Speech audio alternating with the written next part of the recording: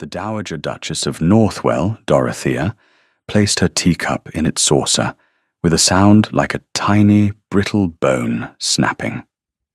5 years, she said to the silent room. 5 years, and the curtains of the west wing at Oak Hall remain drawn. Her companion, a timid woman, whose name the Duchess perpetually forgot, made a small, sympathetic noise. It was the only sort of noise she ever made.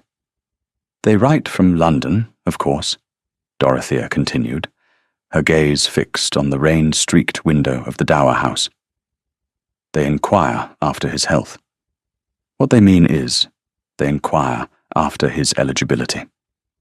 A dukedom, even one with a master who cannot see his own hand in front of his face, is still a dukedom. The fortune is still vast. The name still carries the weight of centuries. She made a sharp, impatient gesture. They send their daughters, oh, not openly. A visit to a cousin in York, a sudden desire to see the moors in autumn. They arrive for tea. They are seated in the drawing room. Benjamin is correct. He is always correct. He answers their questions. He asks after their families. And all the while, they are staring at his eyes, which do not see them, staring at the way his hand hovers for a moment before finding his cup, staring at the stillness of him, the terrible, rigid control. A pause. The rain drummed a soft tattoo against the glass. They last one afternoon, the Duchess said, her voice dropping. Sometimes, if they are particularly resilient, they stay for dinner. They listen to the silence of that great house. They feel the weight of what is missing. And they flee. They write their polite little notes of refusal, and they flee back to London, to men who are whole. Her companion murmured something about God's will. "Do not speak to me of God's will," Dorothea snapped, though without real heat. The anger had been worn smooth by years of grief. God did not hold the powder keg that took my son's sight. Men did that. And now men and their simpering daughters are completing the work, entombing him alive at Oak Hall. He was not made for it. He was a boy who loved light and colour. He built that collection of orchids with his father, for God's sake. He knew everyone by its proper name. She fell silent, lost in a memory of a laughing boy with ash-brown hair and his father's tawny eyes that had once been so full of life. Now, the Duke of Northwell was a ghost in his own home, his absence a palpable presence even to the villagers who rarely saw him. The great house was shuttered. The master was blind. And for 5 years, society had whispered and peered, and then, decisively, looked away. Isabel Ventan arrived at the Dower House 2 days later, on a carriage sent to meet the public coach in York. She was 28, and carried herself with a quiet composure that was often mistaken for plainness. She was not plain. She was handsome, with a strong, intelligent face, clear grey eyes, and hands that were elegant but capable. She wore a travelling dress of sober grey, impeccably clean, but visibly mended at the cuff. Her entire worldly fortune was contained in 2 trunks and a large flat portfolio bound in worn leather. She had been summoned by the Dowager Duchess of Northwell. The letter had been brief, speaking of a position to catalogue and restore a collection of botanicals. The salary offered was more than generous. It was a lifeline. Since her father's death 6 months prior, Isabel had found that a woman's deep knowledge of Linnaean classification and botanical illustration was a commodity with very little market value, especially when unaccompanied by a dowry. She was shown into the same drawing room where the Duchess had lamented her son's fate. Dorothea was seated, waiting. She did not rise, but her eyes, a sharp, penetrating blue, Missed nothing? Not the mended cuff, not the resolute set of Isabel's jaw, not the portfolio, held as if it were a shield. "Miss Wentarn," the Duchess began, foregoing pleasantries, "you are the daughter of Alistair Wentarn." "I am, Your Grace." "I knew your father. A brilliant man. He once identified a species of moorland gentian for my husband, from a single pressed petal. He had an eye for detail. Do you share his gift?" Without a word, Isabel placed the portfolio on a low table and untied the ribbons. She did not present the contents with a flourish, but simply opened it for inspection. The Duchess leaned forward. The pages were filled with illustrations of breathtaking precision and artistry, a spray of foxglove, each bell rendered with such care one could almost see the tiny hairs inside, the intricate, alien architecture of a passion flower, the delicate veining on a fern frond. Beside each, in a neat, scholarly hand, was the plant's name, its properties, its needs. It was her father's work, continued and perfected. It was her life's work. Dorothea turned the pages slowly, one after another, a catalogue of quiet, focused brilliance. She looked from a drawing of an impossibly complex orchid to Isabel's calm face. "The glass houses at Oak Hall were once my husband's pride," the Duchess said, her voice softer now. My son shared that pride. Since the war, they have been neglected. The collection is one of the finest in the north of England. Or it was. It requires a firm, knowledgeable hand to bring it back from the brink. The head gardener is a capable man with roses, but he is lost amongst the epiphytes. Isabel listened, her hands folded in her lap. She understood this was more than an interview for a post as a gardener. "The position would require you to live at Oak Hall," Dorothea stated. It was not a question. "I understand. The house is quiet," an understatement so vast it was almost a physical thing in the room. "My son, the Duke, values his privacy. He has not been well." This was the heart of it. Isabel met the Duchess's gaze directly. "Your Grace, your letter was clear about the duties. I am a botanist. I would be there to tend the collection." A flicker of something, respect, perhaps, showed in the Duchess's eyes. The girl was direct. She did not pry. "Indeed," Dorothea said, closing the portfolio.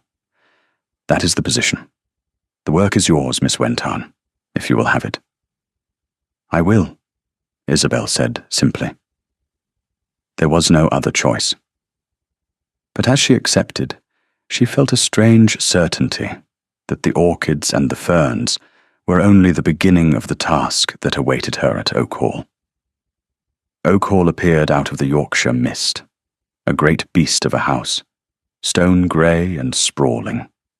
It was magnificent, but it seemed to hold its breath.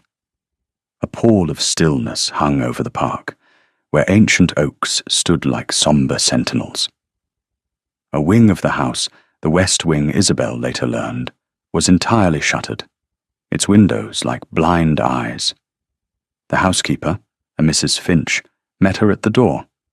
She was a tall, severe woman in black bombazine, her face a study in grim loyalty. She looked Isabel up and down, her expression making it clear she expected this new arrival to last no longer than the titled ladies who came for tea. "Miss Wentarn," she said, her voice as starched as her apron. "Her Grace, the Dowager, has informed us of your arrival. I am to show you to your rooms. Dinner is at 7. The Duke dines alone." The implication was clear. "You will not be troubling His Grace." The house was cold. Not merely the chill of a large stone building in autumn, but a deep, settled cold that came from a lack of life. Fires were laid in the grates, but not lit. dust sheets shrouded furniture in the grander reception rooms. The air was thick with the scent of beeswax and sorrow. Isabel's rooms were in the east wing, comfortable and well-appointed, but isolated. From her window, she could see the glass houses, a series of crystalline domes and long vaulted roofs, dulled by grime and encroaching ivy. They looked like a forgotten cathedral to a forgotten god. The next morning, she went to them. Mrs. Finch had given her a key, a heavy iron thing that felt like a key to a prison. But when Isabel turned it in the lock and pushed open the door, she felt not confinement, but a rush of purpose. The air inside was warm, humid, and thick with the scent of decay and tenacious life. It was a jungle in chaos. Rare orchids, priceless beyond measure, drooped from their baskets, their aerial roots grasping at nothing. Ferns had overgrown their beds, choking out more delicate species. A thick layer of green slime coated the inside of the glass, filtering the already weak sunlight to a submarine gloom. It was a disaster. It was perfect. Isabel took off her bonnet and rolled up her sleeves. She spent the first day just observing, taking notes in a small, leather-bound book. She walked the aisles, her footsteps echoing in the vast, silent space. She touched a leaf here, examined a withered bloom there, her mind already sorting, planning, classifying the ruin. She found the gardener's shed, the tools rusted but serviceable. She found the cisterns, the water brackish but usable. She had everything she needed. For a week she saw no one but a footman who brought her a tray for luncheon, and Mrs. Finch, whose dour expression never altered. The silence of the great house was her companion. And then, in the middle of her second week, she felt a change in the air. She was on a ladder, carefully cleaning the panes of glass with a mixture of vinegar and water, when she sensed it. A presence. She paused, cloth in hand, and looked down. He was standing just inside the door of the main conservatory, a tall, still figure outlined against the grey light. The Duke of Northwell. He wore a perfectly tailored coat of dark grey wool, his cravat immaculately white. His ash-brown hair was neat, but his face was a rigid mask of control. He held a long, slender cane of dark Malacca wood, its tip resting on the stone floor. And his eyes were open, a strange, clouded, tawny brown, but they were fixed on a point somewhere beyond her, seeing nothing. Isabel's heart gave a single, hard thump. She did not move. She did not speak. She simply waited, perched on her ladder. He took a slow step into the humid air, his head tilted as if listening. He breathed in, a long and deliberate inhalation, tasting the scents of damp earth, of her vinegar water, of the faint, spicy fragrance of a struggling orchid nearby. His face remained impassive, but a muscle feathered in his jaw. He stood there for a full 5 minutes, a clock ticking somewhere in the silent house, the drip of water from a leaky pipe, the scritch of her cloth as she unconsciously tightened her grip. Then, as silently as he had appeared, he turned and was gone. The space where he had stood seemed colder, emptier. Isabel let out a breath she hadn't realized she was holding. She understood now. The glass houses were not just a neglected collection. They were his territory, and she was an intruder. Benjamin knew the moment she arrived. He had felt the shift in the house's rhythm. A new footstep, lighter than Mrs. Finch's grim tread, softer than the scuttling maids. A door in the east wing that now opened and closed in the mornings. A scent he did not recognize, something clean and faintly floral, like crushed violet leaves. He had spent 5 years perfecting his fortress of solitude. Oak Hall was his world, a map of sound and scent and memory he could navigate with unerring precision. He knew the 7th step on the grand staircase creaked. He knew the exact distance from his chair in the library to the fireplace. He knew the hollow echo of the great hall and the muffled quiet of the tapestry room. He had built this world to protect himself from the alternative, a world of blurred, meaningless light and shadow, of sudden obstacles, of pitying faces he could not see, but could always feel. The woman, Miss Wentarn, his mother had written, was an unwelcome disruption. He had agreed to her appointment in a moment of weakness, worn down by his mother's insistence and a flicker of painful memory of what the glass houses used to be. He had expected a fussy, elderly spinster who would potter about for a month and then leave, defeated. He had not expected the quiet, purposeful energy that now radiated from the conservatories. He had not expected the scent of vinegar, a smell of work and restoration. He had gone there to reclaim his territory, to stand in the doorway and, by his silent, forbidding presence, drive her out. He had expected her to startle, to stammer an apology, to scurry away. She had done none of those things. She had simply stayed where she was, on her ladder, watching him. He had felt her gaze. It was not the curious, horrified stare of the London ladies. It was not the pitying glance of the servants. It was steady, unflinching, as if she were merely observing another specimen that had wandered into her domain. The novelty of it was as unsettling as a piece of furniture moved in his path. He found himself drawn back day after day. He would not enter fully, but stand in the doorway, listening. He catalogued the sounds of her work. The decisive snip of shears, trimming dead foliage. The soft scrape of a trowel in a pot. The rustle of paper as she took her notes. The methodical swish and squeak of the cloth against glass. They were sounds of competence, of order being imposed on chaos. It was a language he understood. He learned her routines. In the morning, she cleaned. In the afternoon, she repotted. In the quiet of the late day, she would sit at the old wooden bench, and he would hear the scratch of her pen, the whisper of a page turning in a reference book. One afternoon, a week after his first appearance, he smelled something new. A sharp, almost medicinal fragrance mixed with the damp earth. He stepped just inside the door, his cane tapping once on the flagstones.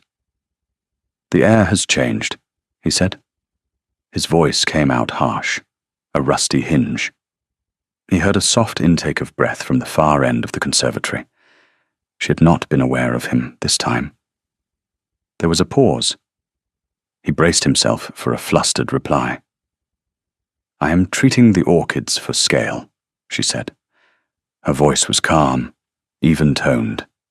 It carried clearly in the humid air. "It is a mixture of alcohol and oil of neem." He was silent. She had answered him directly, a simple statement of fact. No apology for the smell, no deference, no surprise at his sudden speech. "Scale," he repeated, the word a memory. The Phalaenopsis amabilis was always susceptible. "It is," she confirmed. "I have isolated the 3 affected plants. The rest of the collection appears healthy, merely neglected." He could almost see it. Her hands moving with practiced care over the leaves, her brow furrowed in concentration. The image was so vivid, it was an ache. "You are a long way from the door, Your Grace," she said, her voice still perfectly level. "There is a stack of clay pots to your left. I would not wish you to stumble." He froze. She had not rushed to his side. She had not cried out a warning. She had given him information. Clear, precise, usable information. He took a careful step back, his cane finding the edge of the pots, exactly where she had said they would be. "Thank you, Miss Wenton," he said, the words stiff. "You are welcome, Your Grace." He turned and walked away, his heart hammering against his ribs with a strange, unfamiliar rhythm. It was not fear. It was not anger. It was the terrifying, exhilarating shock of being seen. Not as a duke, not as a cripple, but as a man who simply needed to know where the obstacles were. We'll take a very short break. If you don't want to miss new stories, please subscribe to the channel. The encounters in the glass house became a strange, unspoken ritual. Benjamin would appear each afternoon, and Isabel would continue her work, her movements economical and serene. Sometimes they spoke. Sometimes they stood in a shared silence, broken only by the sounds of the garden. He began to ask questions. "Is the Cattleya labiata still in the north corner?" "It is," she would reply. "It has not bloomed in some time, but the pseudobulbs are strong. I repotted it yesterday." "The scent," he said one day, his head tilted. "Cinnamon." "Stanhope tigrina," she confirmed, without looking up from the fern she was dividing. "It opened this morning. The flower will only last 2 or 3 days." He took a hesitant step further into the conservatory. "Describe it." Isabel paused in her work. She looked at the bizarre, magnificent flower hanging upside down from its basket, its waxy, yellow-spotted petals like the wings of some great insect. She thought for a moment, choosing her words not for poetry, but for precision. "It is the size of a man's fist," she began. "The color is a pale, creamy yellow, heavily mottled with deep maroon, like dried blood. The petals are thick, as if sculpted from wax. They curve backwards from the center. The column is long and winged, and from the base 2 curved horns protrude. It looks less like a flower, and more like a creature from the deep sea." He was silent for so long, she thought he had not been listening. Then he gave a short, almost inaudible sigh. "Yes, that is exactly right." He knew these plants. He knew them by touch, by scent, by the memories of sight he kept locked away. Her words were not a poor substitute for vision. They were a key, unlocking rooms in his mind that had been sealed for 5 years. One evening, he was in the library, a room he favored for its acoustics. The thick rugs and book-lined walls softened sound, making it easier for him to place objects to feel at ease. A footman had just lit the fire and left, the scent of wood smoke a comfort. There was a soft knock at the door. "Enter," he called, his voice sharp. The door opened. He smelled her scent first, that clean violet leaf fragrance. "Your Grace?" "Miss Wenton." He did not turn his head. He sat in his usual wing-back chair by the fire, his posture rigid. "What is it?" "Mrs. Finch informed me you had not requested a reader this evening.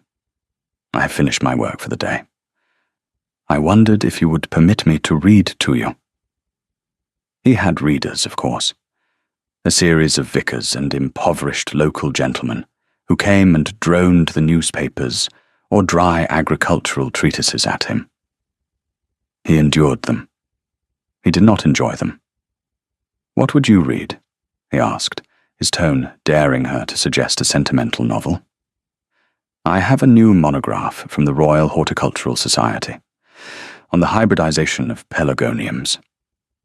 A faint, almost smile touched his lips for a fraction of a second, then vanished. Of course she would. "Very well," he said. "You may read." She sat in the chair opposite him, the firelight flickering between them. Her voice, when she began, was the same as it was in the glass house. Calm, clear, measured.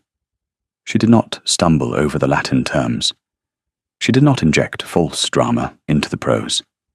She simply read, her voice a steady, pleasant instrument. He closed his eyes, though it made no difference to what he saw.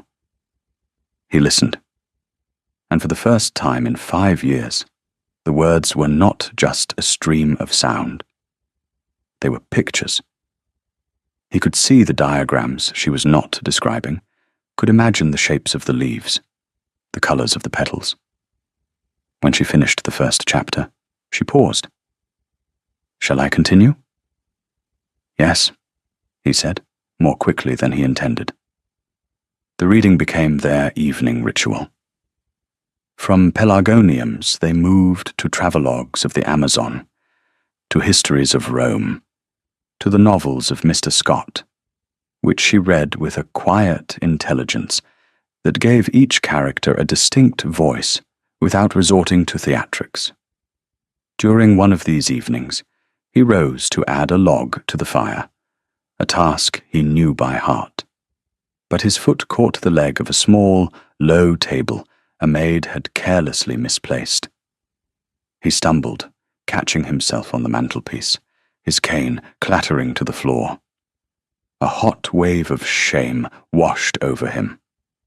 He stood frozen, his knuckles white where he gripped the stone, his whole body radiating fury at his own helplessness, at the carelessness of a world that did not think about where it left its furniture.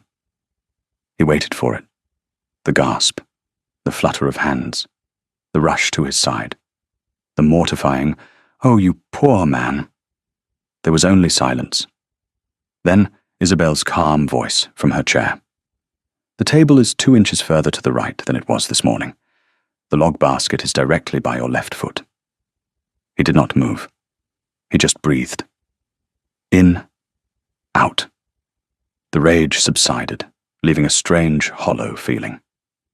"Your cane," she said, her voice still even, "has rolled under my chair. I can retrieve it for you, or you may find it if you take 3 steps toward the sound of my voice." He turned his head slowly in her direction. He took 1 step, then another, then a third. His knee brushed against the soft wool of her skirt. He knelt, his hand sweeping under her chair, his fingers closing around the cool, smooth wood of his cane. He rose slowly and returned to the fireplace, this time navigating the treacherous table with ease. He placed the log on the fire. Sparks flew up the chimney. He stood with his back to her, gripping the mantel. "Why are you not like the others?" he asked the fire, his voice low and raw. "Why do you not offer me your pity?" He heard the soft rustle of her dress as she stood. She did not approach him. "Pity is for the helpless, Your Grace," she said, and her voice was not soft now. It was as clear and hard as winter ice. "I have observed you are anything but.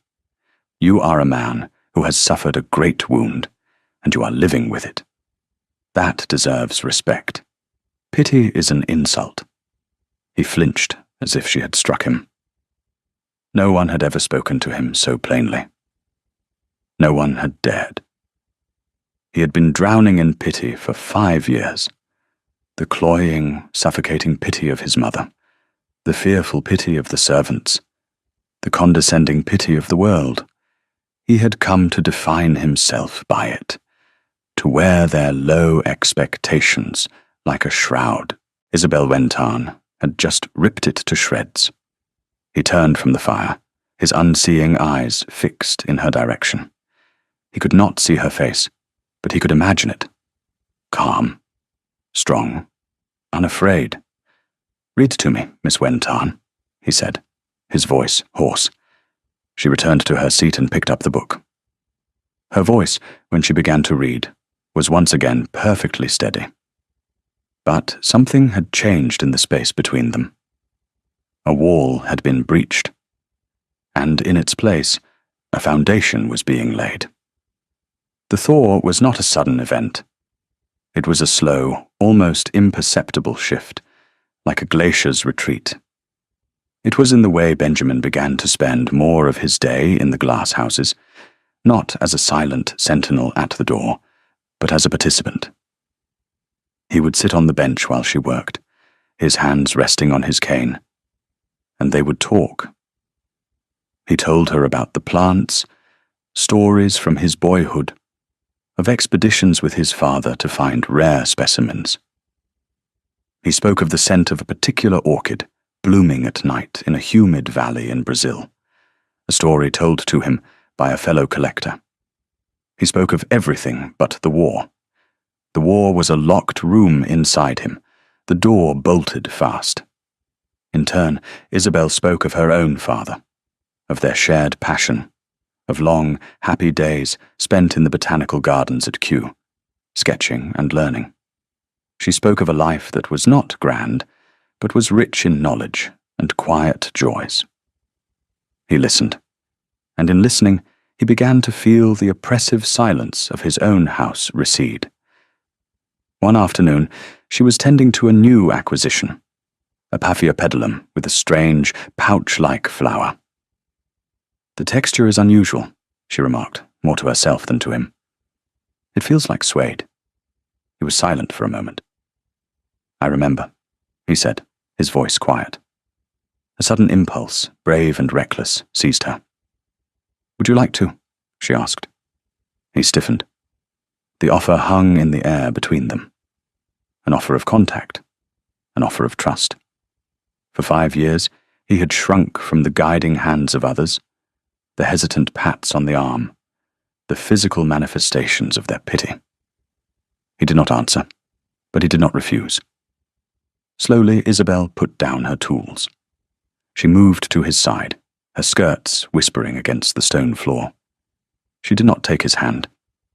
Instead, she gently touched his wrist, a light, firm pressure. "The plant is just here," she said softly. He allowed her to guide him. His hand was stiff in hers, his muscles tense. She led his fingers not to the flower itself, but to the pot, then up the stem, a familiar path. His fingers brushed against a leaf, tracing its shape. Then she guided him to the bloom. His forefinger and thumb closed delicately around the pouch. A tremor ran through his hand.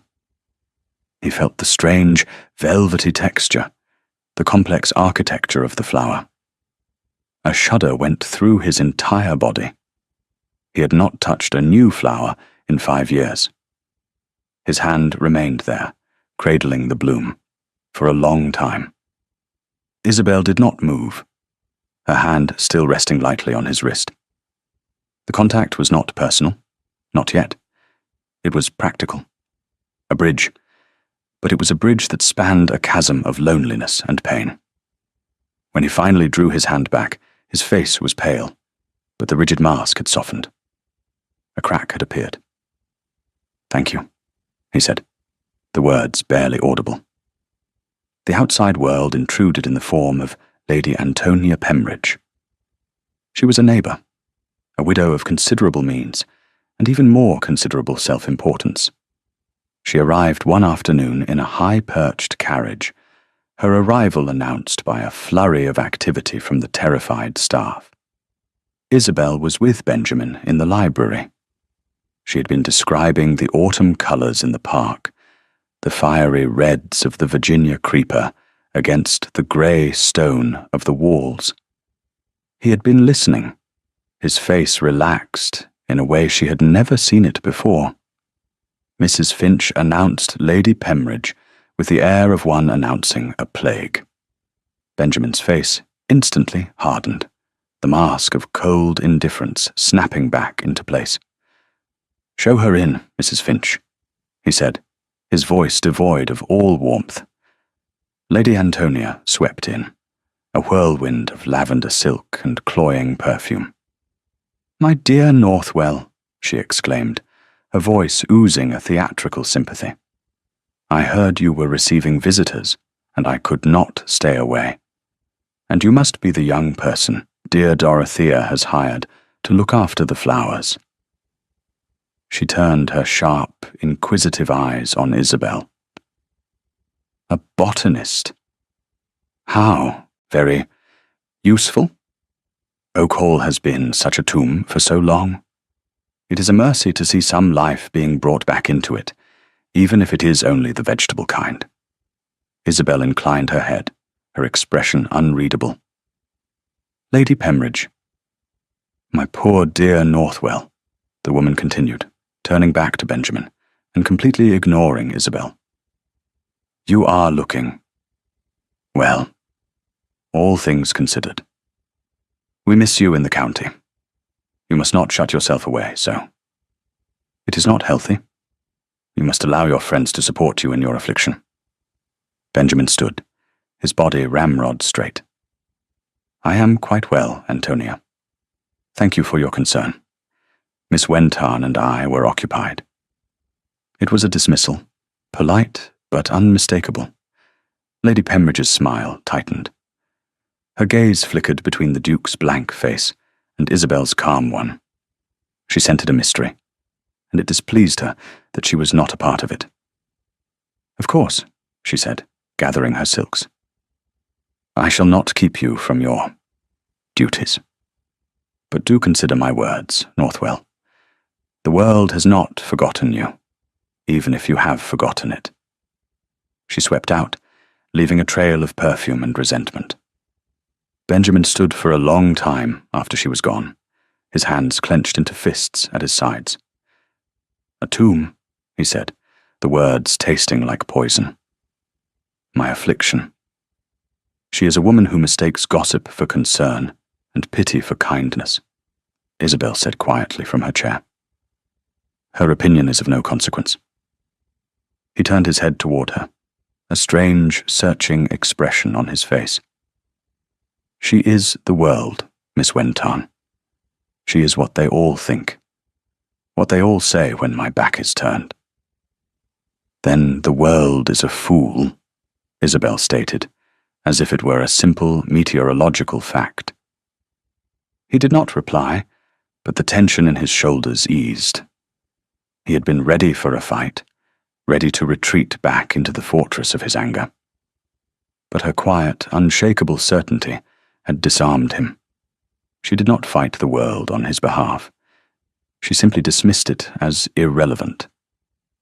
That evening, he asked her to do something new. Walk with me, he said. Outside. It was the first time he had suggested it. Their world had thus far been confined to the house and the glass houses. He had not willingly walked in the park for years. She agreed without hesitation. He took her arm, his grip firm, trusting. It was a cool, clear evening, the air crisp with the scent of wood smoke and damp leaves. They walked down the long, sweeping drive, his steps slow but steady with her beside him. Tell me what you see, he commanded, his voice low. And she did. She became his eyes. She described the way the setting sun caught the tops of the ancient oaks, turning them to gold. She described the family of deer that paused to watch them from the edge of the woods. She described the state of the fences, the drainage in the north pasture, the roof of a tenant farm that needed repair. Her descriptions were, as always, precise, practical, and unsentimental. He listened, and as he listened, the estate he ruled but had abandoned began to take shape around him again. It was no longer a vague memory of green and gold, but a real place, with real needs. The next morning, for the first time in 5 years, he sent for his steward. The change in Oak Hall was subtle at first, then undeniable. The sound of hammers echoed from the roof of a distant tenant cottage. A team of woodsmen began clearing fallen timber in the east wood. The shuttered windows of the ground floor reception rooms were opened, and the dust sheets were removed. Life, slow but steady, was seeping back into the veins of the great house. The staff, who had moved with the hushed reverence of undertakers, began to walk with a lighter step. They saw their master walking in the park with Miss Wentarn. They heard the sound of his voice from the steward's office, giving clear, decisive orders. They saw the way he turned his head now, instinctively, toward the sound of her voice. They whispered amongst themselves. They watched. They waited. Benjamin felt the change in himself. It was like waking from a long, suffocating fever. The world, which had shrunk to the dimensions of a few familiar rooms, was expanding again. It was terrifying. It was intoxicating. And Isabel was its architect. She did not push or pull him.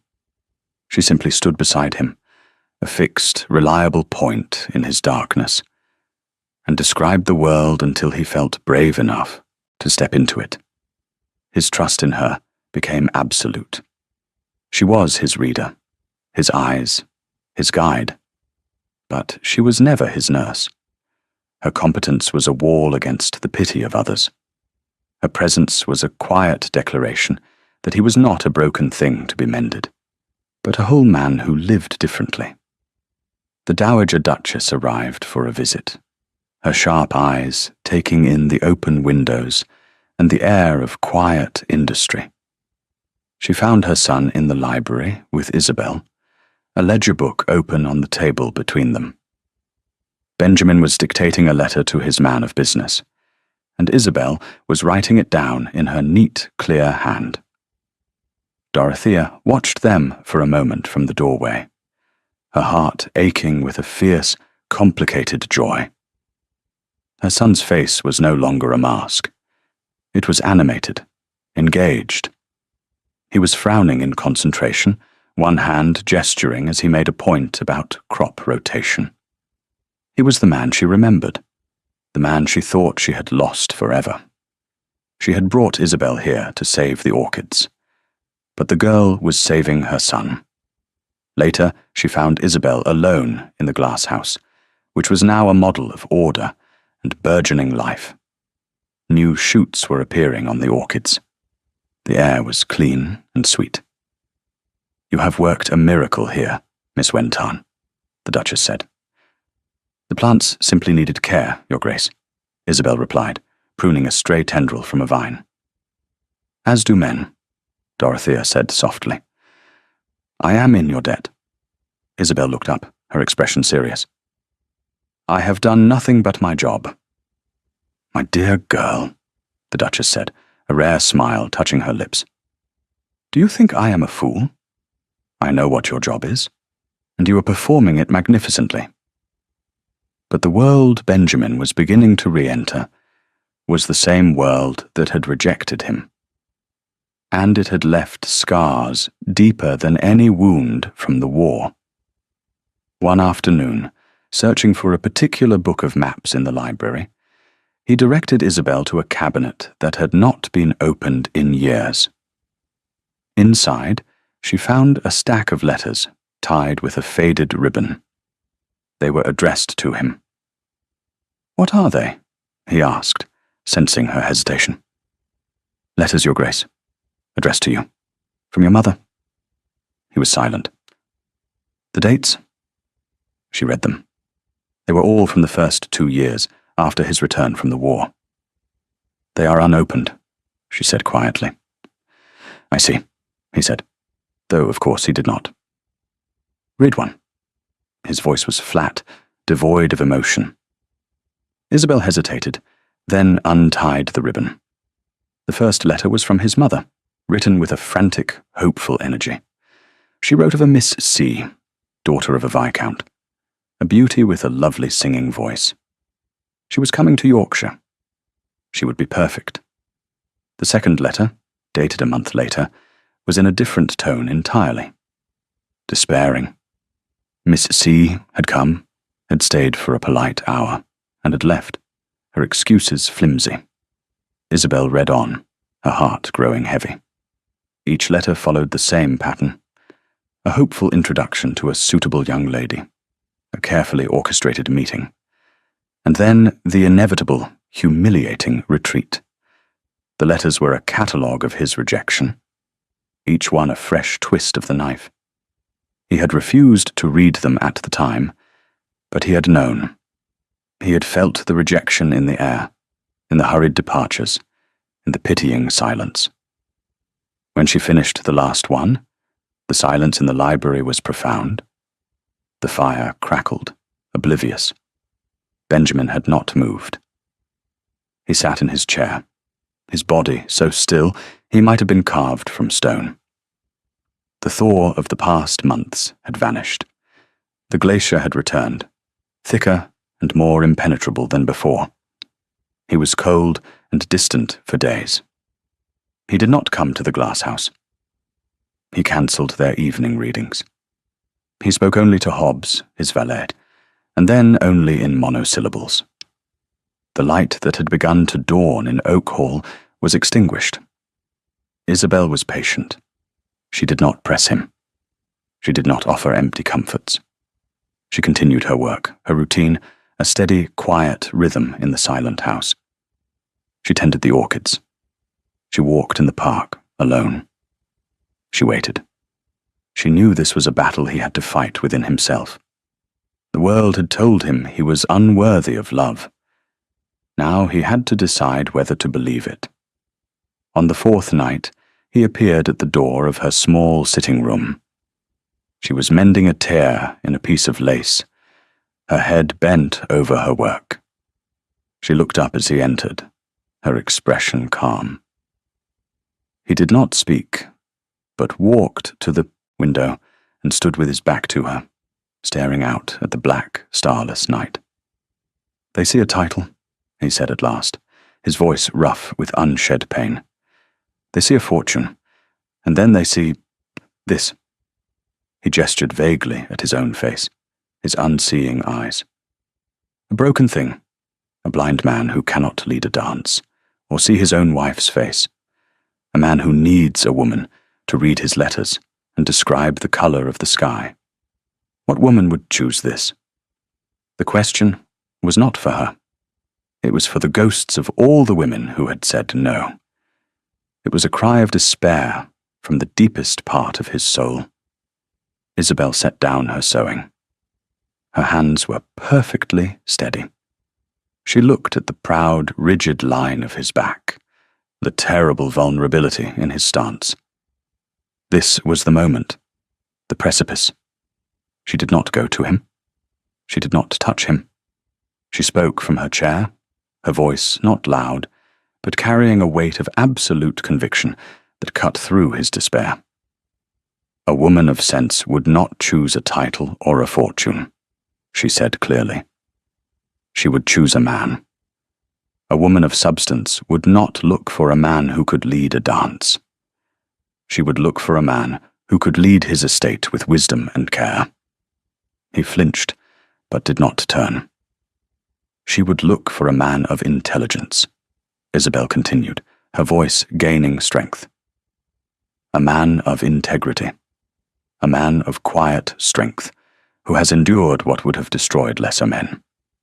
A man who knows every plant in his garden by its scent, and every book in his library by its place on the shelf.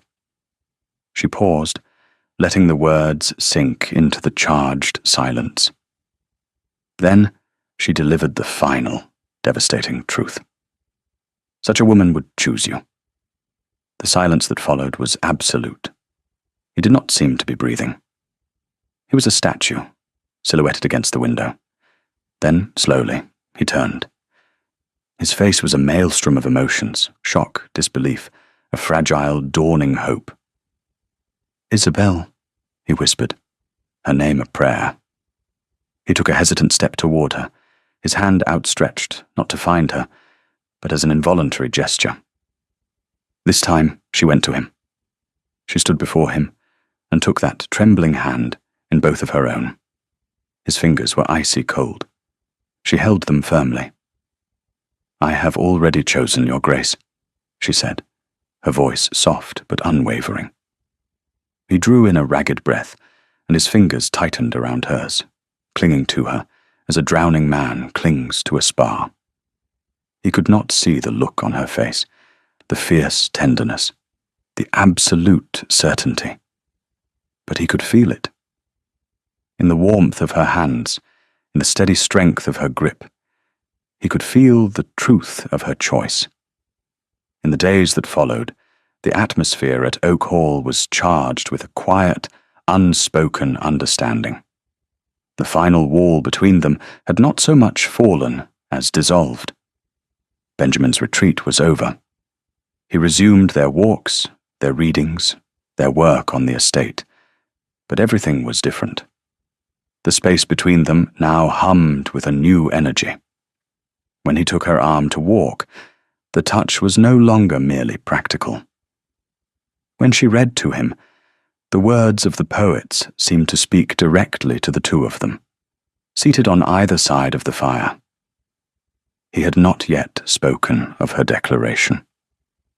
He had not yet given a name to what was growing between them.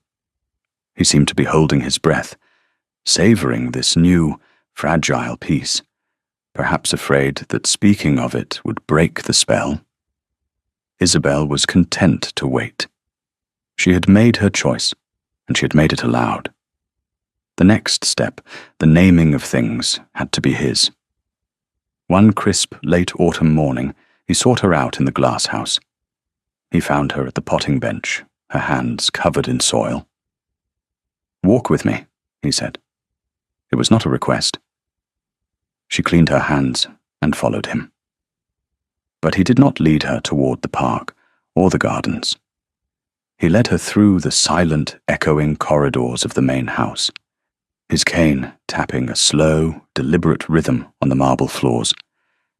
He led her to a part of the house she had never seen, to a pair of tall, carved doors that were closed and filmed with dust. He stopped before them. "The West Wing," he said, his voice quiet. Isabel looked at the doors. They were magnificent, their panels carved with laurels and ribbons. But they were sealed by more than dust. They were sealed by memory and pain. This was the wing his mother had spoken of, the wing that had been shuttered for 5 years. "I have not been in there since my father's time," Benjamin said. He reached out, his hand hovering in the air, until his fingers found the cold, smooth wood of the door. "This is the ballroom." The word hung in the air. A ballroom, a place of light, of music, of dancing, a place for everything he was not, everything he thought he could never be again. He stood there for a long time, his hand resting on the door, his head bowed. Isabel could feel the struggle within him. This was a threshold far more daunting than the door to the glass house. "Will you?" He stopped, unable to finish the sentence. "Yes," she said softly. "I will." He did not have to ask. She knew what he needed. He needed her to go first. He needed her to be his eyes. He found the keyhole by touch, produced a key from his pocket, and turned it in the lock. The sound was loud, a grating protest. He pushed the door open and stepped back, turning his face away as if from a blast of heat. Isabel stepped over the threshold. The air inside was cold and dead. Thick dust lay over everything like a grey shroud. The vast, polished floor was a dim mirror, reflecting the ghostly shapes of shrouded chandeliers. Sunlight, thick with dancing motes of dust, fell in long, slanted columns from the tall, arched windows, the only places where the shutters were not perfectly closed. The room smelled of time and stillness and forgotten things. She stood in the center of the vast, empty space and looked back at him. He was a dark silhouette in the doorway, poised on the edge of his own past. "Tell me," he whispered. "It is beautiful," she said, her voice carrying in the echoing space. Or it was. The proportions are perfect. The ceiling is painted with clouds and cherubs. They are hard to see through the dust. The chandeliers are draped in holland covers, like sleeping ghosts. The floor is waiting for dancers. He flinched at the word. "It is a sad room," she continued quietly. "It is a room that has been left alone in the dark for too long." She watched him. He took a breath, a deep, shuddering intake of the cold, stale air. He lifted his cane, found the edge of the doorframe, and took one hesitant step. He was inside.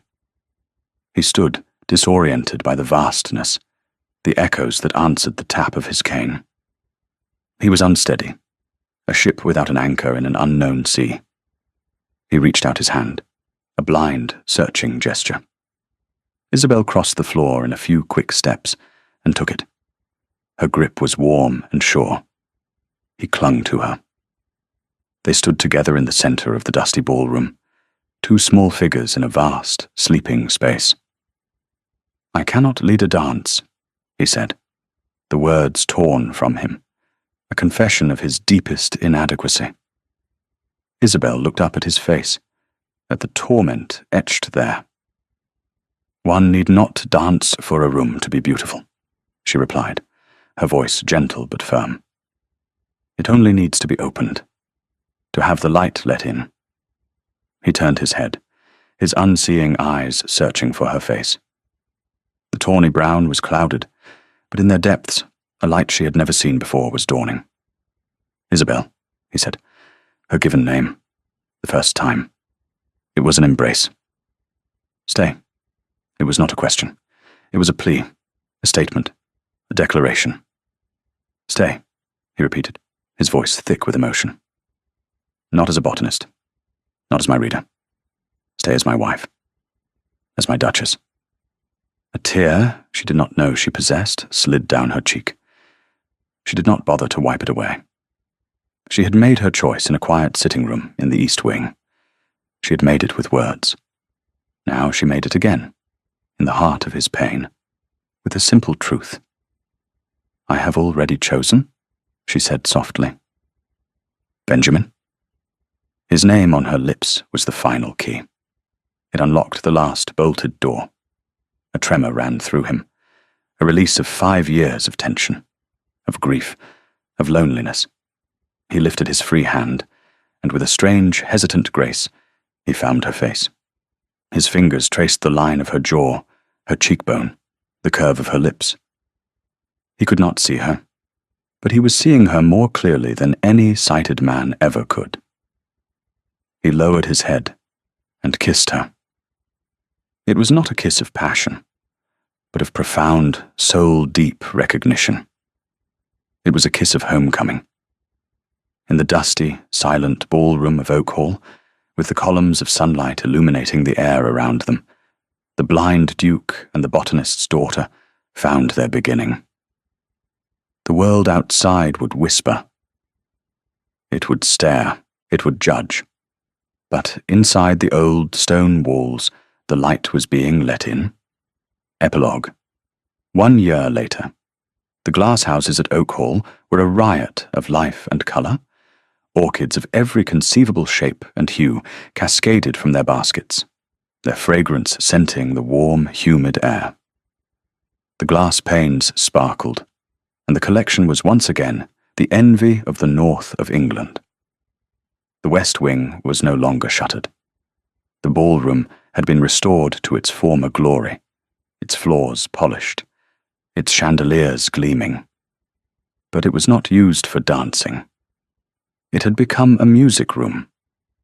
On this winter afternoon, a fire blazed in the great hearth, and the Duchess of Northwell sat in a comfortable chair nearby, reading aloud from a volume of poetry.